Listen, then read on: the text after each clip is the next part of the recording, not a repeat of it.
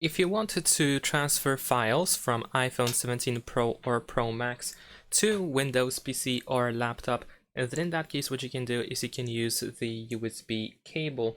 So you can use the original USB cable that you can find inside the box, and then if possible, of course, you can connect your iPhone to your computer. So let's just plug it in. There we go. In my case, I'm using my own custom cable. So if you, for example, don't have USB-C port, you might need to use a different cable as well, the one that has USB-A into USB-C, for example.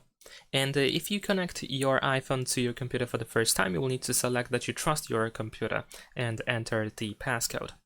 After that, you might be able to find your iPhone on your PC, so you can just simply select it over here, open the internal storage, and you might be able to find all your photos and videos that you have stored on your iPhone.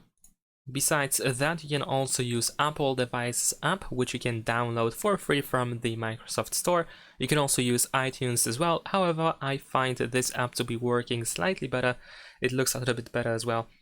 But with this app, you can also, for example, go to Photos. If you don't use iCloud in order to get all of them, you can also go to Files, and sometimes you can find files that are stored or created by certain apps. So you can select the app over here from this list, and you can find your stuff in here.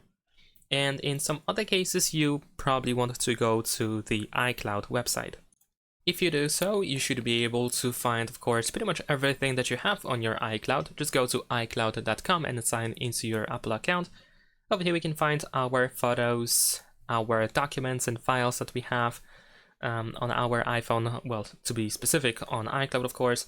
We can also find certain example apps, even Find My is over here, so if you want to locate your iPhone, you can do that over here.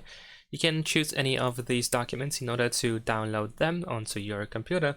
You can also open any of these photos and videos that you have on iCloud in order to download them over here if you want to.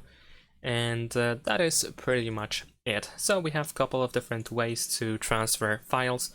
Ideally, you probably want to use iCloud. This seems to be the best way because you don't have to get a cable for that. And that is pretty much it. Thanks for watching, leave a like and subscribe.